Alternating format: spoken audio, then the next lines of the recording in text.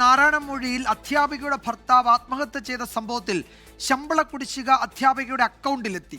12 വർഷത്തെ ശമ്പള കുടിശ്ശിക ലഭിക്കാൻ ജില്ലാ വിദ്യാഭ്യാസ ഓഫീസിൽ കയറി മടുത്താണ് അധ്യാപികയുടെ ഭർത്താവ് ഷിജോ VT ആത്മഹത്യ ചെയ്തത് എന്ന് കുടുംബം ആരോപിച്ചിരുന്നു. ജയശങ്കർ വിവരങ്ങൾ നൽകും. പത്തനംതിട്ടയിൽ നിന്ന് ജയശങ്കർ, ഒടുവിൽ ഒരു ജീവൻ കൊടുക്കേണ്ടി വന്നു ആ ഒരു സാങ്കേതിക പ്രശ്നം പരിഹരിച്ച് കിട്ടാൻ, അല്ലേ?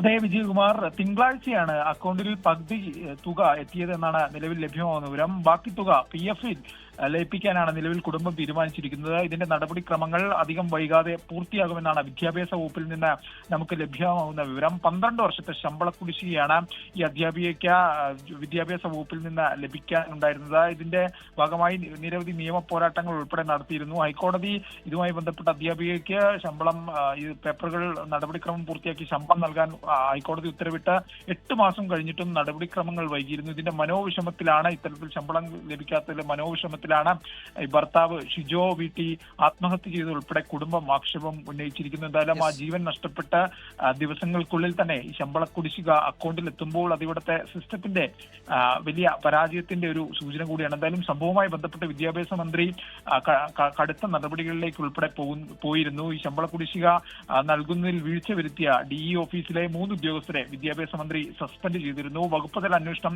പൂർത്തിയാക്കുമ്പോൾ പിരിച്ചുവിട്ടവർക്കെതിരെ കൂടുതൽ നടപടി ഉണ്ടാകുമെന്നും അന്ന് മന്ത്രി എന്തായാലും വ്യക്തമാക്കിയിരുന്നു.